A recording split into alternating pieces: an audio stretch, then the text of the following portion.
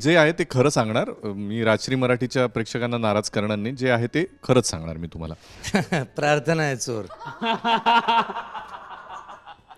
कारण 2 वाक्य अधिकची बोलली ती, काही गरज नव्हती. एकच चान्स मिळणार. मला वाटतं श्रेयसच आहे चोर. पोलीस सांगितलं ना, पोलीस. पोलीस आहेस ना, पोलीस आहे.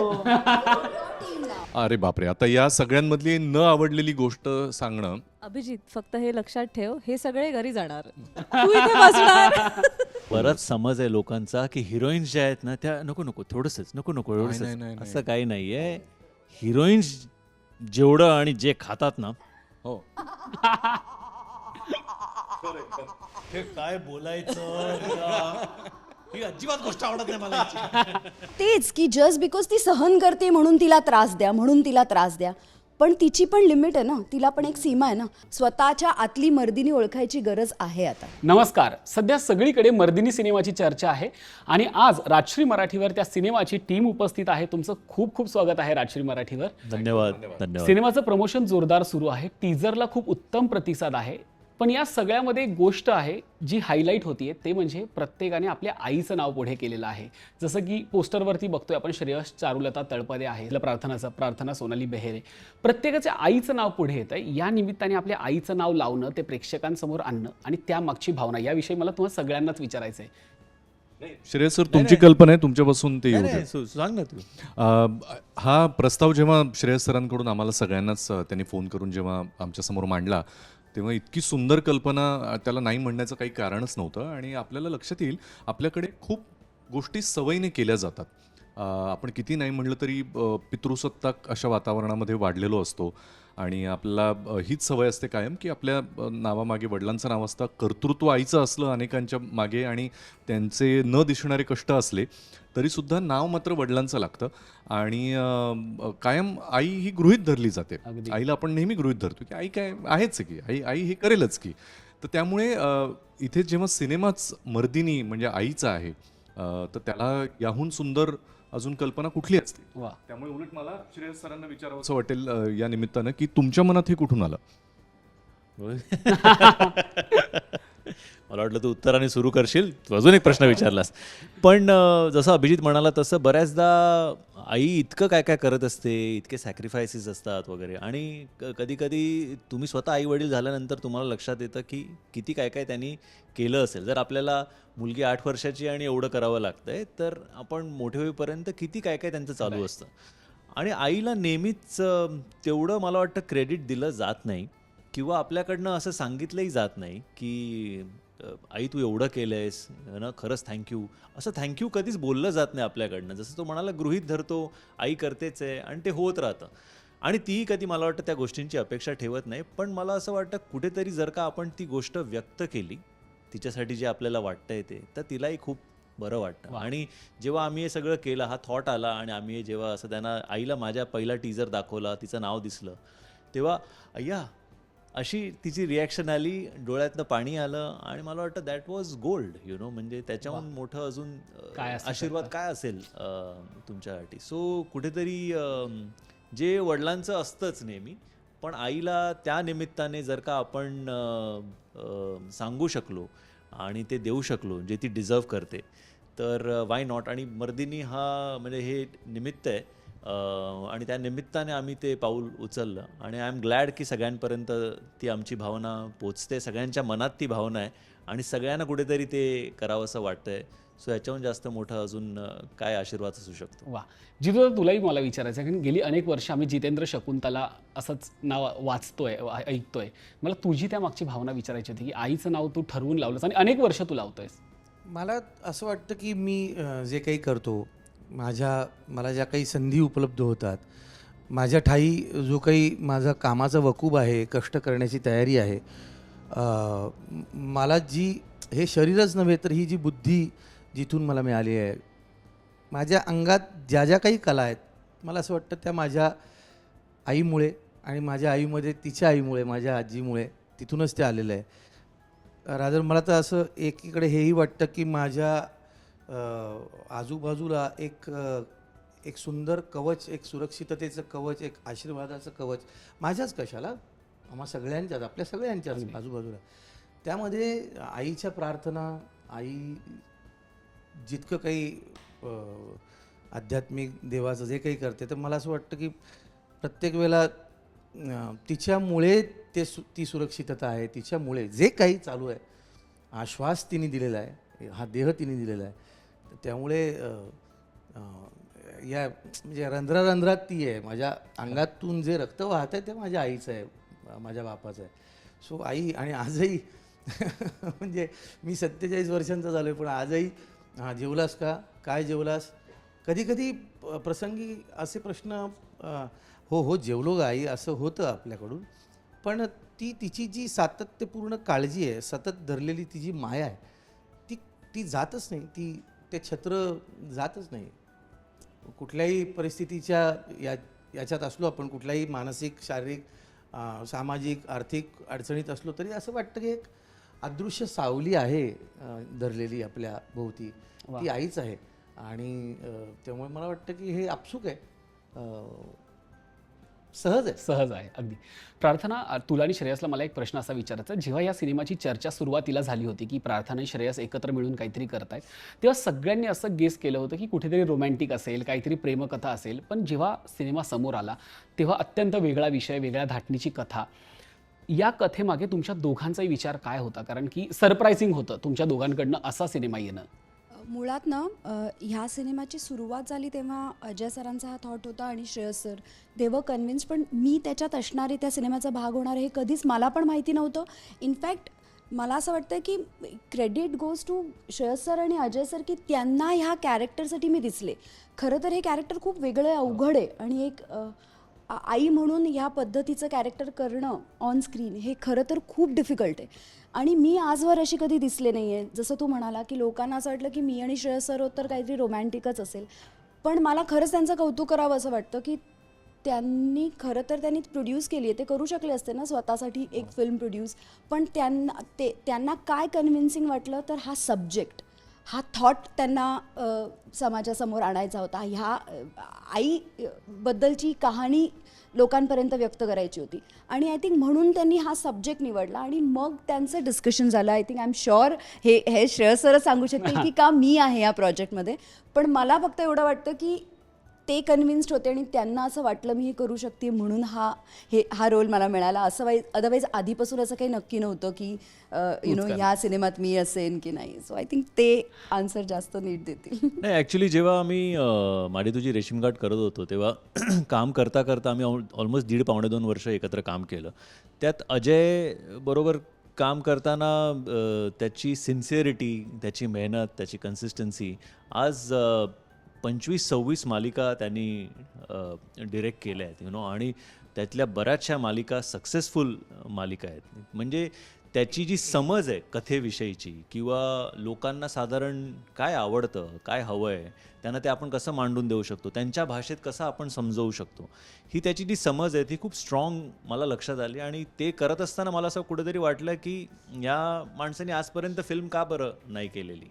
त्यांनी एखादी फिल्म केली पाहिजे, लोकांपर्यंत ती कथा, त्याच्या मनात एखादी कथा असेल ती समोर आणली पाहिजे. आणि तिथून तो प्रवास सुरू झाला. त्यांनी कथा ऐकवली, मला खरंच आवडली. म्हणजे सनई चौघडेची कथा असो, पोस्टर बॉईजची असो, किंवा आता मर्दिनीची असो, ते आम्ही पहिल्या क्षणी ऐकल्यावर तुम्हाला जर का कुठेतरी असं वाटलं ना की काहीतरी गंमत आहे याच्यामध्ये, ती आपण प्रेक्षकांपुढे आणली पाहिजे. तर या कथेच्या बाबतीत पण तसंच झालं. आवडली, त्याच्यावर काम सुरू झालं.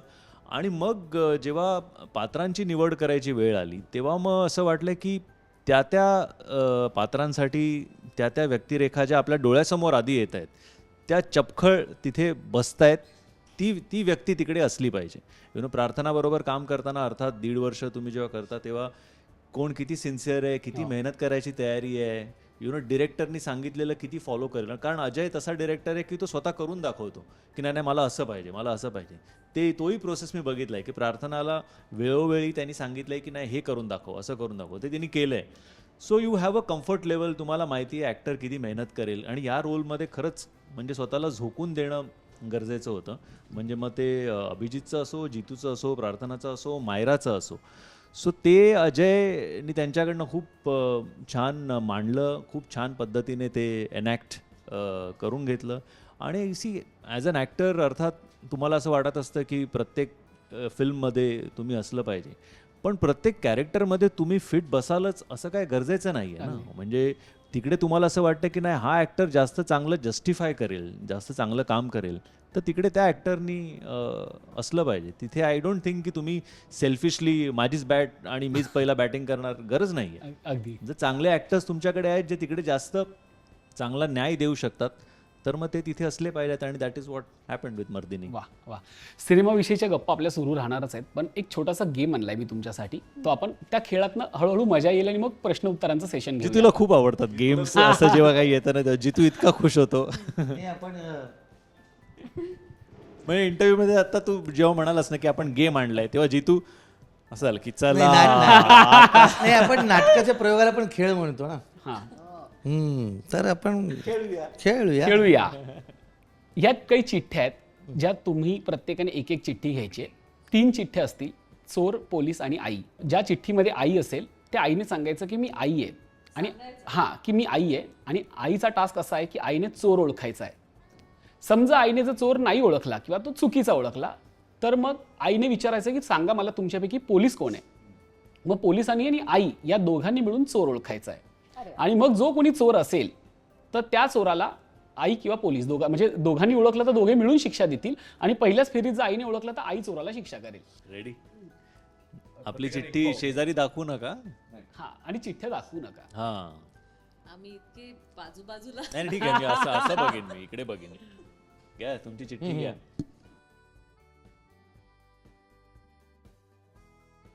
झाल्या सगळ्यांच्या चिठ्ठ्या पाहून. बंद करून ठेव. काय आता आई कोण आहे? मी आहे आई. वा. जिताई. आता जिताई पुढे टास्क आहे की चोर ओळखायचा आहे. चोर ओळखायचा आहे. प्रत्येकाने काय करायचं? नाही, आता आई चोर ओळखणार. जर आईने चोर चुकीचा ओळखला तर मग आई विचारणार की पोलीस कोण आहे, आणि मग पोलीस दोघांनी मिळून ठरवायचं चोर कोण आहे. किती चान्स मिळणार? एक चान्स ना, एकदा एक चान्स चोर ओळखायचा. एका नजरेत ओळखेल तो. त्याला काय. एकच चान्स. तुमच्या दोघांकडे नजर आहे त्याची. इकडे कुठेतरी चोर असणार. प्रार्थना आहे चोर.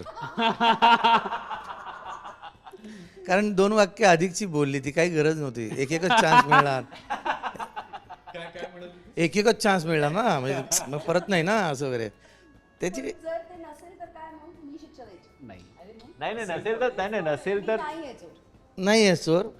मग आता पोलीस कोण आहे? पोलीस कोण आहे त्यांनी सांगायचं. पोलीस कोण आहे? आपण पोलीस चोराला ओळखायचं. आता पोलीस कोण आहे पोलिसांनी सांगायचं. सांगायचं ना मी पोलीस आहे.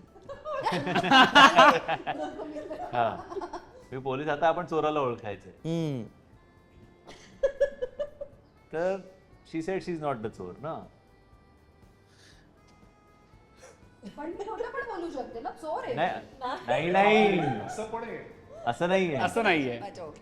खरं सांगा. नाही, मी खरंच नाहीये चोर. खरंच नाहीये. नाही नसणारच. तू एवढं कशाला खोटं बोलशील? आता बघू दे मला. नाहीये. ठीक आहे, चोर या दोघांपैकी कोणतरी याची तू. अरे मला वाटतं मला वाटतं श्रेयसच आहे चोर. अरे मी पोलीस सांगितलं ना. पोलीस पोलीस आहेस ना? पोलीस आहे. टीम नाव. पण मग मला असं वाटतं की मग तू त्याचं मन चोरलायस. आमच्या मित्राला आमच्यापासून चोरलायस.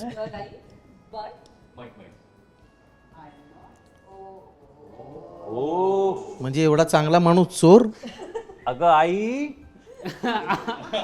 नाही अरे मी अत्यंत दोन जवळचे मित्र एकत्र आले होते, पण तुम्ही नाही ओळखू शकला. नाही कसं आहे माहिती का, मी आई असलो तरी आता ताई नाही. आज चोर. आता आई आणि पोलीस दोघांनी मिळून ठरवा या चोराला काय शिक्षा द्यायची. शिक्षा काय द्यायची? या चोराला काय शिक्षा द्यायची? ओळखलंच नाही. तरी शिक्षा ही चोरालाच होणार. चोर पळून गेला. चोराला शिक्षा. शिक्षा द्यायची चोराला. नाही असल्या शिक्षा नाही देत मी. मी काहीतरी चोरानं आपल्या भूमिकेविषयी न सांगता इतरांच्या भूमिकेविषयी नाही, पण काम करत असताना काय पद्धत पाहिली बरं? मग ती दिग्दर्शकाची असेल, ती निर्मात्याची असेल, पद्धत. त्याला शिक्षा म्हणजे बेसिकली शिक्षा असली पाहिजे ना, म्हणजे त्याला थोडं अडचणीत टाकणारं काहीतरी असलं पाहिजे. बरं, So मग त्याला बाकीच्या आपण जे चौघत आमच्यातली कुठली गोष्ट आवडली नाहीये.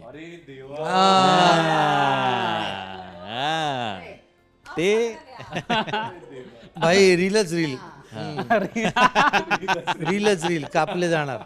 अरे नावडती तर म्हणजे हा, आता ते त्याला शिक्षा आहे, तर सांगू दे त्याला आता कुठली गोष्ट आवडली नाहीये. मी आता पहिलं कोणाचं आठवतंय तिथून सुरुवात करतो. अरे बापरे, आता या सगळ्यांमधली न आवडलेली गोष्ट सांगणं. अभिजित फक्त हे लक्षात ठेव, हे सगळे घरी जाणार, तू इथे बसणार. नाही नाही नाही नाही, मी अगदी जे आहे ते खरं सांगणार. मी राजश्री मराठीच्या प्रेक्षकांना नाराज करणार नाही. जे आहे ते खरंच सांगणार मी तुम्हाला. सुरुवात मी जितेंद्रपासून करेन. हां. नाही पण म्हणजे एक असं नाही रे. जितेंद्रत आवडणाऱ्या गोष्टी जशा बऱ्याच आहेत, न आवडणारी एक गोष्ट. आता मी त्याच्याबरोबर दुसरा चित्रपट वगैरे करतोय आणि वरचेवर आम्ही इव्हेंटच्या निमित्तानं भेटत असतो. पण काम करताना त्याला लक्षातही नसेल, पण माझं खूप बारकाईनं लक्ष असायचं की एखादा जितेंद्र जोशीसारखा अभिनेता, त्याची प्रोसेस काय असेल वगैरे. पण तो ना त्या म्हणजे correct me if I am wrong, माझ्यापेक्षा जास्त त्याला जवळून जाणणारे अनेक जण असतील, पण तो चोर अभिनेता आहे. म्हणजे आत्ता जरी त्याने मला चोर म्हणून ओळखलं असेल तरी तो चोर अभिनेता आहे. त्याची अशी प्रोसेस अशी, एखादा असतो ना कोपऱ्यात जाऊन त्याचं पाठांतर करत बसेल, कोपऱ्यात जाऊन काहीतरी आपलं करून बघेल, तर तो काही नाही 2-4 प्रश्न विचारतो, श्रेयस ऐक ना ते थोडं असं अमुक अमुक, किंवा दिग्दर्शकाला अच्छा तुला असं हवंय का, आणि ओके, बाकी गप्पा मार, किस्से सांग, सगळं सेटवरचं वातावरण हसतं खेळतं ठेव, आणि हे करून चला रोल टेक ॲक्शन, आणि तो घुसलेला असतो त्या भूमिकेत. सो हे जे स्विच ऑन स्विच ऑफ आहे ना, ते अर्थात त्याने खूप वर्षांच्या मेहनतीनं त्याच्यातली ती कला डेव्हलप केली असेल, पण इट इज सो स्मूथ की ही त्याच्यातली गोष्ट मला आवडत नाही, कारण ती मला जमायला कदाचित अजून पुढचे अनेक वर्ष लागतील. आणि ती प्रोसेस जाणून घ्यायचा प्रयत्न केल्यानंतर तो इतके सहजासहजी दाखवतही नाही, त्याच्या डोक्यामध्ये ती कॉन्स्टंट चालू असेल, तर ही गोष्ट नाही आवडत मला तुझी. हां, प्रार्थनाबरोबर पण मी तिसऱ्यांदा काम करतोय. बरोबर, पहिला आमचा चित्रपट जय महाराष्ट्र पटिंडा एकत्र झाली, त्यामुळे तिला मी तेव्हापासून आत्तापर्यंत ओळखतोय. तिची न आवडणारी गोष्ट म्हणजे अशी आहे ना, सेटवर अति सिन्सिअर असते. म्हणजे आव नाही आणत, ती अति सिन्सिअर असते. म्हणजे सर आता मला तुम्ही सांगा, आपण रेडी झाल्यानंतर जर आपलं काम नसेल तर आपल्याला असं वाटतं ना की आपण आपलं व्हॅनिटीमध्ये किंवा त्या AC मेकअप रूममध्ये आपण आपलं बसावं शांतपणे, मेकअपही राहतो, एक आपण आपल्या याच्यात असतो, काय रील्स बघ, आपली कामं कर, फोन कर, खा पी कॉफी, आराम कर, जे काय असेल ते. किंवा 2 शॉटच्या मध्ये आपल्याला सांगितलं आता 2 तास वेळ आहे, जा. तर बाहेर एक खुर्ची टाकून मॅडम पूर्ण वेळ बसलेले असतात त्या सेटवर. मग त्यांचा शॉट असो नसो, वॉशरूम पुरत्या जातात. मग असं होतं की आपणही तसे सिन्सिअर अभिनेते दाखवायचा प्रयत्न करत असल्यामुळे मग आपणही बसतो शेजारी खुर्ची टाकून. मग असं होतं की खरं तर थोडं आत थांबावंसं वाटतंय मला, पण नको असं नको, ती एकटीच बाहेर बसली असं नको. तर मला ही तुझी गोष्ट नाही आवडत आणि आवडते पण. अभिजितचं खरं तर तू कौतुकच करतोय, पण इतकं वेगळ्या पद्धतीने करतोय की थँक्यू सो मच. मला असं वाटलं तू ते म्हणशील की हिला खूप आता तूच सांगशील. डाएट आणि खूप खायची सवय, कारण अदरवाईज तू सगळ्या इंटरव्ह्यूज मध्ये नाही म्हणतो काय काय खात असते असं नको. तिच्या खाण्याच्या ज्या हॅबिट्स आहेत ना, ती इतकं उत्तम तिचं डाएट पाळते. पण त्या विंडोमध्ये जेव्हा तिला खाणं अलाउड आहे, तेव्हा ती जे काय चमचमीत पदार्थ खाते त्याने आपण डाएट करत असतो तर हलायला होतं रे. असं वाटतं त्या भेळमधला एक घास आपणही खावा, आणि ती देते पण बिचारी सगळ्यांसाठी. असं बराच समज आहे लोकांचा की हिरोईन्स ज्या आहेत ना त्या नको थोडंसंच नको एवढंच. नाही. असं काही नाहीये. हिरोईन्स जेवढं आणि जे खातात ना, हो, कधीतरी सेटवर बोलून दाखवीन. मी प्रयत्न करते असं डाएट करायचा. म्हणजे प्रोड्युसरला फक्त फक्त अभिनेते, दिग्दर्शक, तंत्रज्ञ यांचाच मेळ साधावा लागत नाही, ते हिरोईनची भेळ पण साधावी लागते त्याला सेटवर तिचा मूड चांगला ठेवायला. सो प्रार्थनातली ही गोष्ट मला जरा आवडत नाही. दीप्ती मॅडमचं ना एक गोष्ट अजिबात आवडत नाही मला. म्हणजे आता कसं होतं, सेटवर तुम्ही काम करता, तुमचं पॅकअप होतं, तुम्ही घरी जाता, बरोबर? तर ठीक आहे ना, संपला ना दिवस, आता त्या दिवशीचा संबंध संपला. आता दिग्दर्शक मला काही विचारायला फोन नाही करत की आता तू जेवलास का वगैरे, ते बिचारे त्यांची कामं करत असतील. पण या अशा निर्मात्या आहेत ना की त्या गेल्यानंतर पोचलास का, मग जेवलास का, मग उद्या जेवायला काय पाहिजे. अहो म्हटलं थांबा, अजून आजचं संपत नाहीये. तर इतकं त्यांचं असं, एखाद्या आईचं कसं पोरावर लक्ष असतं ना की तो पोचला का घरी वेळेत, ट्रॅफिकमध्ये त्याला वेळ लागला का, बरं उद्या मग तुला काय व्हेज चालतं, नॉनव्हेज चालतं, तिखट नाही चालत ना, मग उद्या दुपारी काय मागू, बरं आपण परवा त्या दादरच्या एरियामध्ये प्रमोशनला चाललोय, तर मग तिथे समोर रेस्टॉरंट आहे, मग ते चालेल का, मग तिथलं फूड बरं आहे.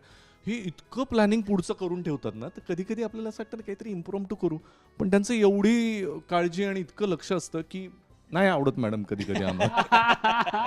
आता कोण राहिलं, हा श्रेयस सर राहिलं, सॉरी. बापरे, काय मी यांच्याबद्दल सांगावं. हा एक गोष्ट आहे, वाईट अत्यंत वाईट. अरे तुम्ही म्हणजे ऐकलं नसेल कधी. मर्दिनीच्या चित्रीकरणाच्या दरम्यान असं होतं की आता प्रार्थना, मी, जितेंद्र तर त्यांचा खूप जुना मित्र आहे, त्यांची सुरुवातही एकत्र आहे. पण आम्हाला सगळ्यांना एक तर ते एकसारखंच समान वागणूक होती. पण असं होतं ना की इतका कडक अभिनेता आहे, आमचा सगळ्यांचाच आवडता, तर त्यांनी मध्ये मध्ये आम्हाला सांगावं. म्हणजे दिग्दर्शक बिचारे सांगतातच आहेत, पण एखादं असतं ना की एक आजीबाईच्या बटव्यातला एक नुसका तिच्याकडून पाहिजे, म्हणजे मला माझा परफॉर्मन्स अजून चांगला करता येईल. तर ते खूप हातचं राखून ठेवतात. म्हणजे वरवर सांगताना ते असं सांगतात की नाही तुमच्यावर विश्वास आहे, तुम्ही चांगलंच करताय, पण आपल्याला वाटत असं या ना जरा सांगा ना सर, आता ते असं होतंय. बरं ते दिग्दर्शक बिचारे नाही वो थोडा असं करून ते सांगतात. तर आपल्याला असं होतं, सर तुम्ही ॲक्टर आहात ना, तुम्ही कधीतरी मदत करा ना. प्रत्येक वेळेला आम्ही करत असू ते बरोबरच असेल असं नाही. मग ते बघतात आणि मग असं शेवटच्या क्षणी येतात, असं बारीक एक कानात काहीतरी टिप देऊन जातात, थोडं असं करून बघ, आणि मग तो टेक ओके होतो पुढचा. तर बाकी ओके कौतुक, पण मग ते करायला ते जो वेळ लावतात तो मला जाम आवडत नाही सर. रीडिंगला सांगून टाका. कशाला 4 टेक करत बसायचे, एका टेक मध्ये काम होऊन जातं. अशा यांच्याबद्दल न आवडणाऱ्या या सगळ्या गोष्टी आहेत. आणि या सगळ्यामुळे आम्हाला हा अजिबात आवडत नाही. मला दीप्तीताईकडे यायचं. एकतर निर्माती म्हणून समोर आली आहेस तू. सिनेमाचं नाव मर्दिनी आहे, पण आम्हाला असं वाटतं की ह्या सगळ्या टीमची तू मर्दिनी आहेस, कारण ह्या सगळ्यांची काळजी घेणं, सगळं वेळेवरती पाहणं, हे कुठेतरी जबाबदारी तुझ्यावरती आणि ते आम्हाला दिसतंय. हा सगळा प्रवास तुझ्यासाठी कसा होता, केवळ निर्माती म्हणून नाही तर या सिनेमाची मर्दिनी म्हणून? Thank you for saying that. पण इतके एकतर superb actors, professional people and very lovely individuals बरोबर असताना ॲज सच काही भार किंवा असं खूप काही मला करायला लागलं असं काही नाहीच आहे. प्रत्येकाने आपापलं काम इतकं चोख केलं आहे. स्टार्टिंग फ्रॉम शूटिंगला कोणी उशीर झाला असं कधी झालं नाही. So all I had to do was facilitate, right, and nothing more. पण एक नक्की मला सांगायचं आहे की I had a lovely time shooting for this film. And I really wish की हे रिपीट करू शकतो आम्ही. We would really like to, both of us, right?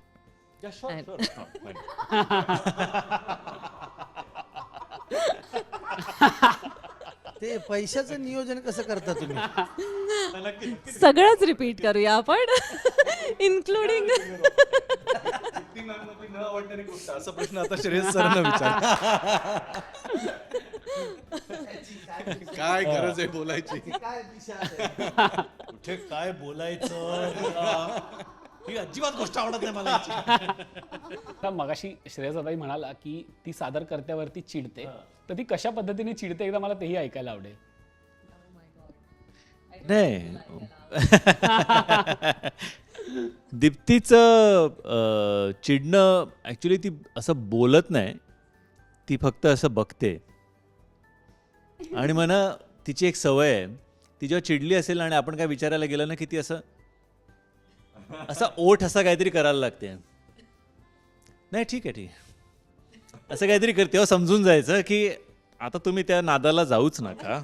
Okay, तो थोडा वेळ जाऊ द्या, ते वाघीण शांत होऊ द्या, मग त्यानंतर आपण जे काय ते पुढचं बघू. पण ती चिडली की असं बोलत फार नाही, तिच्या नजरेतनं. आणि आता तर किती 21 वर्ष आणि 5 महिने आणि 19 दिवस झालेत, त्यामुळे ते हो सगळं माहिती आहे काय. नाही कसं असतं, माणसाचे पैसे जात असेल तर तो ते मोजत नाही, पण जर कमाई होत असेल तर माणूस मोजतो आणि त्याचा आनंद घेतो. असं आहे, तो फरक आहे. तो फरक आहे. आणि आमची दीप्ती नाही चिडत, पण आमच्या सिनेमातली जी मर्दिनी आहे ना, त्या मर्दिनीची एक खासियत आहे की आपण जसं म्हणतो ना की एखादी घटना घडली, अतार्किक घटना घडली, आपल्याला नको असलेली घटना घडली, तर माणसाच्या 3 सवयी असतात सायकोलॉजीप्रमाणे, फ्राईट किंवा फाईट. तर आमची मर्दिनी पण तशी आहे की एक घटना घडते, तिच्या अंगावर ते संकट धावून येतं, ती थिजते, नंतर ती तिथून पळ काढते. पण जेव्हा ते संकट आणखी मोठं होऊ लागतं, तिला लक्षात येतं की आणखी कुठे पळणार आहोत, आता आपण त्याला सामोरं जाऊया, आणि मग ती चिडते.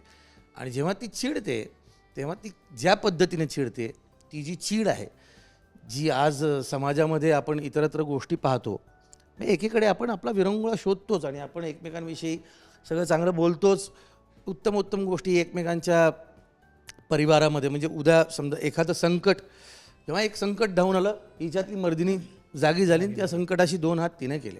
तशी आमचीसुद्धा मर्दिनी आहे, जिच्या आयुष्यात एक संकट येतं आणि ती त्याला कशा प्रकारे सामोरी जाते आणि मर्दिनी होऊन लढते, हेच दाखवण्याचा या चित्रपटाच्या माध्यमातून प्रयत्न आहे.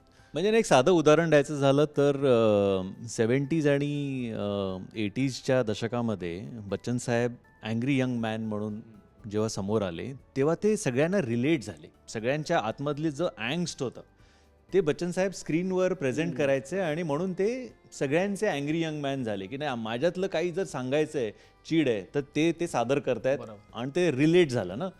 तसं मला वाटतं कुठेतरी मर्दिनीचं आम्ही करायचा प्रयत्न केला आहे की त्या जितक्या बायका आहेत त्या बघून रिलेट करतील की नाही, मी आहे ही. आणि जर माझ्या कुटुंबावर, माझ्या लेकरावर कोणी अशी वाईट नजर किंवा काही संकट यायचा प्रयत्न केला, तर मी त्याचे काय हाल करीन ते तिथे. सो प्रत्येक बघणारी बाई म्हणेल की बरोबर आहे, हे झालं पाहिजे त्याच्याबरोबर, मी उभी आहे तिकडे आणि मी मारते त्याला. आणि ही सगळी जबाबदारी ज्या खांद्यावर आहे बापरे. मर्दिनीच्या, तुझ्यासाठी हा प्रवास कसा होता? कारण प्रत्येक जण त्या मर्दिनीविषयी भरभरून बोलतंय, त्या मर्दिनीकडनं काहीतरी समाजाला मिळणार आहे आता सिनेमा प्रदर्शित झाल्यानंतर. तुझ्यासाठी किती म्हणजे हे सगळं आम्हाला वाटलं होतं.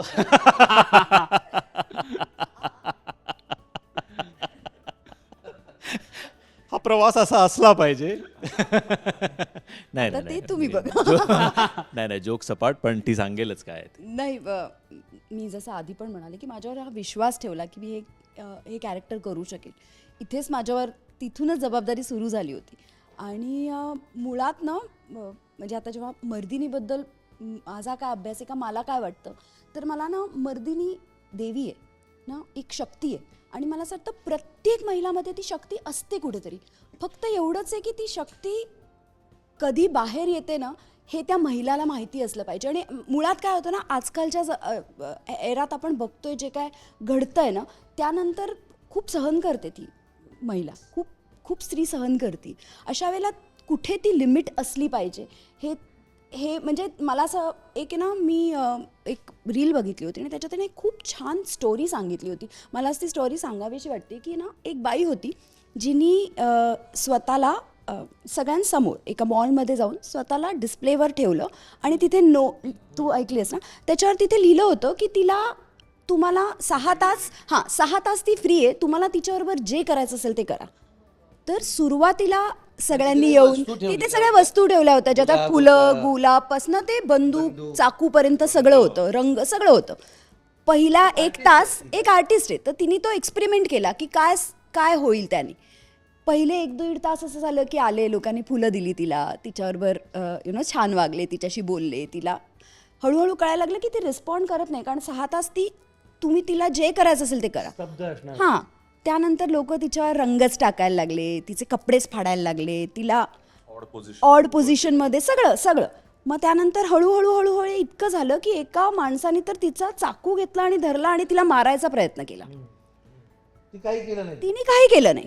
पण ही स्थिती आहे आजकालची. जोवर स्त्री पुढे म्हणजे त्यात तसं सांगितलं होतं की जोवर ती सहन करते तिच्यावर सगळं करतायत, तिला त्रास देत आहेत, पण जस्ट बिकॉज ती काही बोलत नाही आहे, जस्ट बिकॉज तिचे से नाही आहे, जस्ट बिकॉज ती काही सांगत नाही, तिचे मतं नाही आहे, ती आणि तो एक्सपेरिमेंट ज्या क्षणी त्यातल्या एका माणसाने सरते शेवटी बंदूक घेऊन तिच्यावर रोखली की आता तो मारणार, तेव्हा तो एक्सपेरिमेंट बंद करण्यात आला आणि ती बाई तिथून तर तेच की जस्ट बिकॉज ती सहन करते म्हणून तिला त्रास द्या, म्हणून तिला त्रास द्या. पण तिची पण लिमिट आहे ना, तिला पण एक सीमा आहे ना. आणि आय थिंक ती सीमा जर ओलांडली तर ती बाई मर्दिनी होईल, आणि हेच समाजाला सांगितलं आहे. सो आय थिंक हा मेसेज आम्ही आमच्या सिनेमा थ्रू पण देतोय की कुठेतरी तिला तुम्ही म्हणजे तिला होतंय सहनपर्यंत तिची ती सीमा तुम्ही चेक करताय की तिचे लिमिट्स काय. पण एका पॉईंटनंतर तिने पण म्हटलं की नाही, आता नाही, आणि आता बस, आता माझ्यातली मर्दिनी बाहेर येईल. तर साधारण घरातली दिसलेली मुलगी, साधारण असलेली मुलगी, पण ती कशी मर्दिनी होते. सो मला असं वाटतं आत्ता समाजात तशा तशी गरज आहे. इनफॅक्ट स्वतःच्या आतली मर्दिनी ओळखायची गरज आहे आता. अभिजित, मला तुला विचारायचं आहे की तुझ्या आयुष्यात असा कधी एखादा प्रसंग घडला का की त्यावेळी तुला त्या मर्दिनीनं तारून नेलं, किंवा तुला प्रकर्षाने त्या मर्दिनीचं नाव घ्यावं असं वाटतंय आजच्या मुलाखतीत? गंमत अशी आहे की नाव घेण्याची माझी फार इच्छा आहे, जिच्यामुळे आज मी इथे तुमच्यासमोर असा बोलताना दिसतोय तुम्हाला सगळ्यांना, पण मला तिचं नावच माहिती नाही. मी फार कमी वेळेला हा प्रसंग सांगितला आहे, पण आत्ता तू हा प्रश्न विचारला आहे तर मला तो सांगायला आवडेल. मी तेव्हाचं अहमदनगर, आत्ताचं अहिल्यानगर, माझा जन्म तिथला, आणि तिथे राहत असताना एकदा एका कन्स्ट्रक्शन चालू असलेल्या बिल्डिंगच्या बाहेर मी आणि माझे मित्रमैत्रिणी आम्ही खेळत होतो. आणि एक तिथे मोठा हौद होता पाण्याचा, त्यामध्ये दगड टाकणं असा आमचा खेळ होता. तर आमच्या हाताला लागतील असे दगड सगळे संपले, आम्हाला उचलता येत नव्हते. तर मी त्यात शूरवीर, मी म्हटलं मी आज जाऊन ते काढतो दगड, आपण परत सुरू करू खेळ. म्हणून मी त्याच्यात उतरलो. ना मला स्विमिंग येत होतं, ना माझं वय तसं होतं, ना उंची होती, ना अक्कल होती. मी उतरलो आणि मला पुढचं आठवतच नाही आहे. मला एवढंच कळलं की माझे पाय तळाला लागलेच नाहीत. मी गटांगळ्या खायला सुरुवात केली. आणि यानंतर मला पुढचं जे आठवते ते डायरेक्ट माझ्या आजोबांच्या कुशीत मला पांघरुणात बसवलं आहे. आणि आई पहिल्यांदा, त्या वयामध्ये चहा वगैरे द्यायचं नाही कुणी, आपण आपलं दूध प्यायचो, मला गरम गरम चहा दिला. आणि मला त्याच्या आधीचं काय झालं हे नंतर जेव्हा कळलं तेव्हा झालं असं की आमच्या या मित्रमैत्रिणींपैकी माझ्याहून लहान असलेली एक कुणीतरी मुलगी होती, जी तेव्हाची आमची मैत्रीण होती, जिचं नावही मला माहिती नाही. आणि खेळत असताना मी बुडतोय हे जेव्हा तिच्या लक्षात आलं तेव्हा तिने त्या कन्स्ट्रक्शन साईटवर तिचे बाबा आणि त्यांचे काही मित्र हे आत काहीतरी काम करत असतील, पत्ते खेळत असतील, काहीतरी करत होते. ते प्रसंगावधान राखून ती आत पळत गेली, त्यांना बोलवलं की अभि बुडतोय, तुम्ही वाचवा त्याला. यामध्ये 1 मिनिटाचा जरी उशीर झाला असता तर कदाचित 4थ्या गटांगळ्यानंतर मी बहुतेक राहिलो नसतो. आणि हे मला नंतर कळलं आईकडून की त्या मुलीचे तर म्हणजे आम्ही इतके आभार मानले की ती नसती तर आज काय झालं असतं आम्ही कल्पनाही करू शकत नाही. तर अशी ती भेटली का कधी?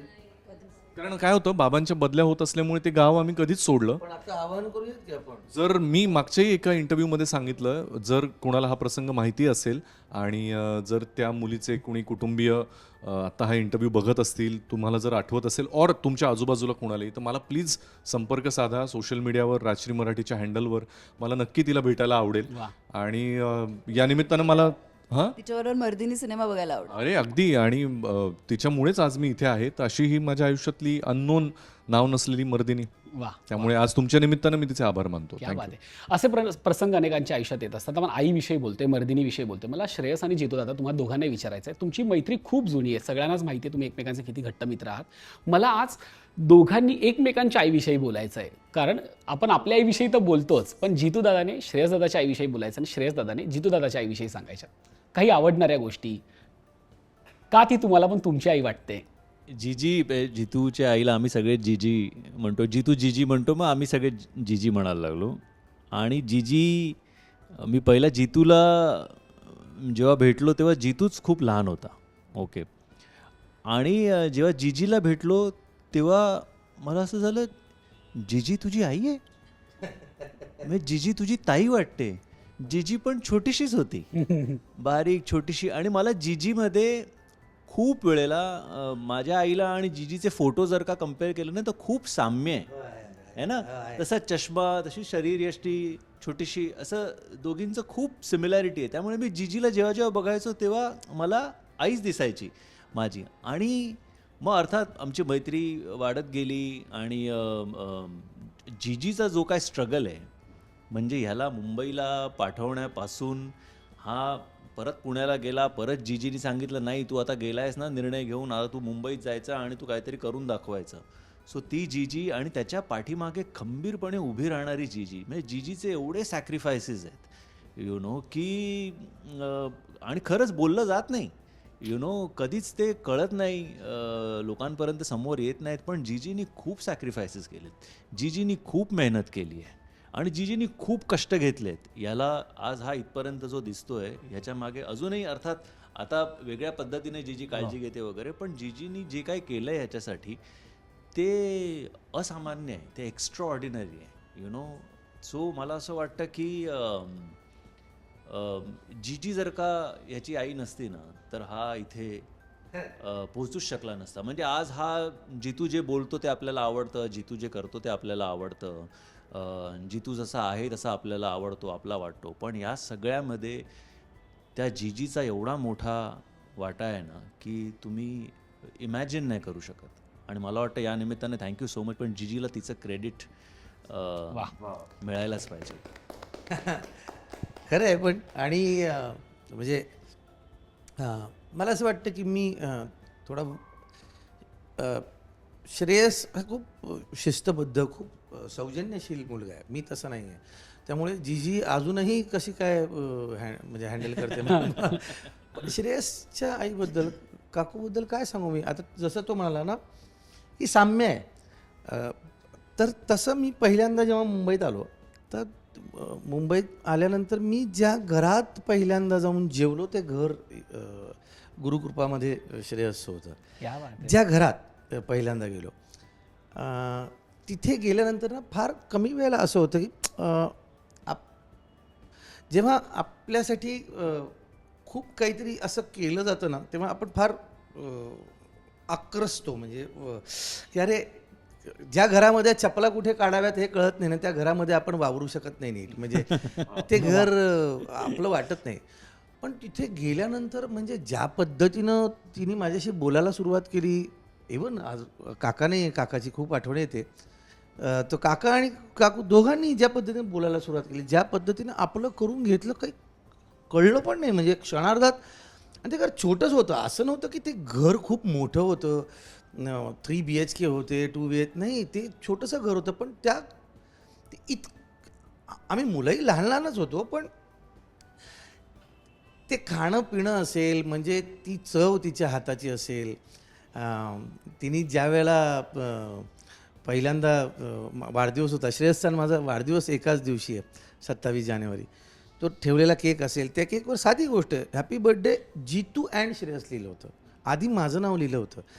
आणि मी तो आयुष्यात कापलेला पहिला केक. आता वाटेल तुम्हाला की याला काय केक कापला याच्यात काय, तर ते तुम्हाला ते त्यालाच कळेल की ज्याला आपण कुठून येतो आणि कुठे आपल्याला प्रेम मिळतं. म्हणजे पत्र्याचं का असे ना घर जेव्हा बनतं ना आपलं, हे काय असतं हे त्यालाच कळतं ज्याच्याकडे घर नसतं.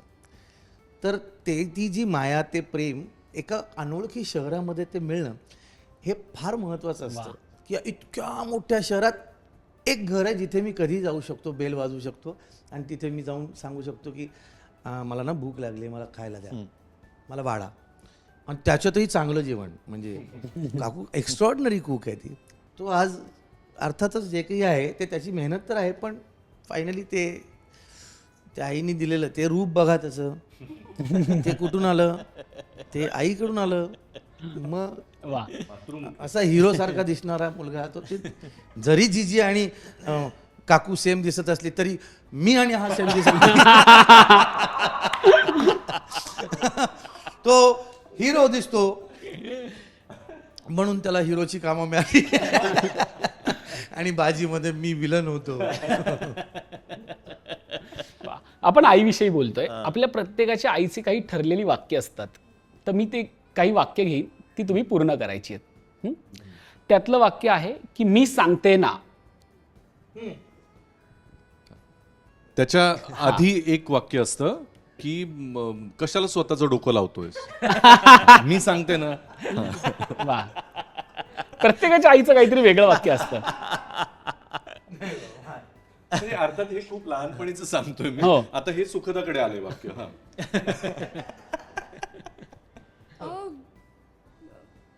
एक जे आय थिंक टिपिकल आईचं वाक्य असतं, मी सांगते ना जेव्हा तू आई होशील ना तेव्हा तुला कळेल, आता नाही. वा. सो हे आई म्हणजे बोलतेच. सो जितू तुझ्यासाठी आहे मोठं झाल्यावर मोठं झाल्यावर काय? वाक्य आईचं वाक्य, आईचं मागे किंवा पुढे असं एखादं आईचं वाक्य काय असेल तुझ्या, किंवा काय असतं मोठं झाल्यावर? मोठं झाल्यावर लहानपणी म्हणायची बापासारखाच निघशील. मस्ती बघून लहानपणीची. दीप्तीताईसाठी वाक्य आहे, मी नसले की. ॲक्च्युली हे वाक्य ह्याच्यासाठी जास्त आहे माझ्या मुलीपेक्षा. मग मी नसले की तुला काहीच जमत नाही. काय वाक्य अच्छा, माझ्या आईचं. त्याच्या पुढे किंवा मागे हो. मी नसले की. आपला फोकस नवऱ्यावरनं काढून आपण आईवर टाकायचा आहे. आईविषयी बोलणं चाललेलं आहे. Right, I am sorry. नाही म्हणजे I have taken it so much for granted की ती असतेच. आणि असं कधी म्हणाले का? नाही नाही, ती कधीच नाही म्हणाली असं. काय म्हणाली ती, काय म्हणाला सांग बघू. आईचं वाक्य काय असायचं? तू आई होशील तेव्हा तुला कळेल. स्टँडर्ड. आणि आणि तू किती चिडतेस, बाप रे, तू बघितलंयस स्वतःला, तू किती चिडतेस. स्टँडर्ड. श्रेयस, आता तुझ्यासाठी वाक्य आहे, या घरात. या या घरात. हे चालणार नाही. नाही हे तर म्हणजे असायचंच की म्हणजे वेगवेगळ्या गोष्टी आहेत या घरात. मी जेव्हा पहिलं माझी एकांकिका केली होती ना, तेव्हा मला आठवते मला एक काहीतरी बक्षीस वगैरे मिळालं होतं आणि सगळे आम्ही खुश होतो. आणि माझ्या एका मोठ्या ताईनी, चुलत बहिणीनी माझ्या आईला फोन करून सांगितलं होतं की ह्याला आत्ताच थांबव, ओके.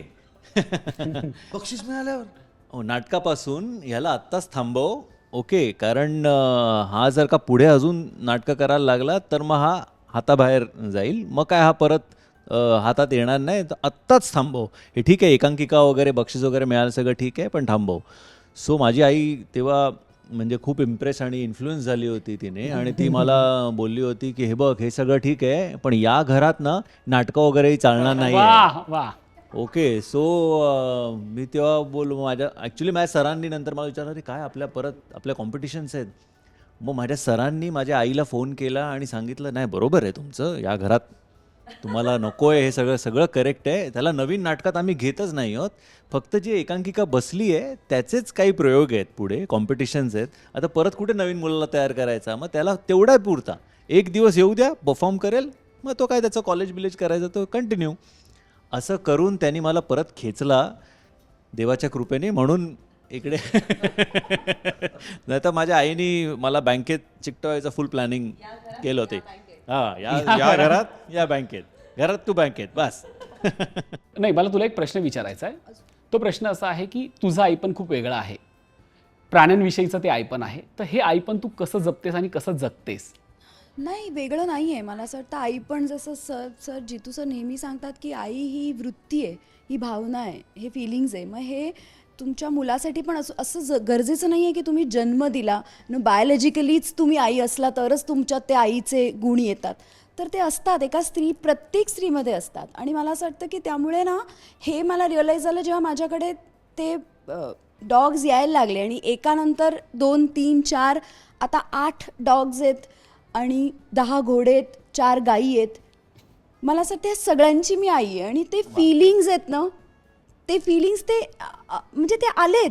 आणि मला पण नाही माहिती, म्हणजे जरी मी बायोलॉजिकली आई झालेली नसली तरी ते फिलिंग्ज आहेत. आणि ते मी परवाच एक व्हिडिओ पण टाकला होता की कामावर जाताना जसं आपलं लहान मूल आपल्याकडे येऊन रडतं आणि म्हणतं आई जाऊ नकोस, तशी माझी ती डॉग आलं माझ्याकडे आणि तिला नव्हतं हवं की मी जाऊ, आणि ती घट्ट मला अशी चिटकून होती. आणि मला असं होत होतं की बापरे, मला जावं लागणार आहे, पण मला काम करायचं आहे. सो हे आत्ता मी बोलते तरी माझ्या डोळ्यात पाणी येतं ते तिला आठवण करून. सो ही ममताच आहे ना, हे आईपणच आहे आय थिंक. आणि हे काही वेगळं आईपण नाही आहे, हे आपल्यात असतं एका स्त्रीमध्ये. या सिनेमातनं एक वेगळी मर्दिनी आपल्या समोर येणार आहे, घराघरात पोहोचणार आहे. त्या मर्दिनीने अनेकांना प्रेरणा देण्यासाठी ती येते. जितू आता तुला एक विचारायचं आहे, समजा महिषासूर मर्दिनी खरंच अवतरली आणि तिने जर तुला विचारलं की एक वर माग, काय मागशील? या जगातल्या प्रत्येक तो मी बर मागण्यापेक्षा तो ज्ञानोबा माऊलींनी दुरितांचे तिमिर जाओ विश्व स्वधर्म सूर्य पाहो जो जे वांछिल तो ते लाहो. मला वाटतं की मी तिला एवढंच सांगेन की ज्यांच्याकडे पॉवर आहे, ज्यांच्याकडे बळ आहे, त्यांना ज्ञान दे, सद विवेक बुद्धी दे आणि सगळ्यांना समान उत्तम चांगला विचार करण्याची बुद्धी दे आणि राक्षसाचं राक्षसपणच काढून टाक. म्हणजे इथून पुढे गरजच पडणार नाही. कारण आपल्या या पृथ्वीनं, या निसर्गानं आपल्याला सगळ्यांना पुरेल इतकं खूप दिलं आहे. ते ओरबाडून खाण्याची जी एक वासना आहे ती वासना मिटू देत आणि प्रत्येक प्रकारची वासना निघून जाऊ देत या पृथ्वी तलावरची. श्रेयस दादा, जाता जाता सिनेमाविषयी काय आवाहन करशील प्रेक्षकांना? जसं मगाशी आपण म्हणालो की हा सिनेमा फक्त आमचा नाही आहे किंवा प्रार्थनाचा नाही आहे, हा प्रत्येक स्त्रीचा टेक्निकली हा सिनेमा आहे. तुम्हाला जर का स्वतःला बघायचं असेल तर 3 जुलैपासून चित्रपटगृहात मर्दिनी रिलीज होते, नक्की बघा. आणि तुम्हाला जर का बघायचं असेल खरंच म्हणजे जितू आणि अभिजित तर खरंच उत्तम कलाकार आहेतच, पण प्रार्थनानी याच्यामध्ये काय केलं आहे, ॲज अन ॲक्टर काय परफॉर्मन्स दिला आहे हे बघायसाठी म्हणून मला जेन्युइनली मी सांगेन की 3 जुलैपासून मर्दिनी तुम्ही थिएटर्समध्ये प्लीज नक्की बघा. त्याचं काही डाउनलोडेड व्हर्जन वगैरे वगैरे फोनवर प्लीज करू नका. It's a theatre experience. त्यामुळे थिएटरमध्ये जा, कुटुंबाबरोबर जा आणि मर्दिनी एन्जॉय करा. मर्दिनी सिनेमाला आमच्याकडून खूप खूप शुभेच्छा. थँक्यू.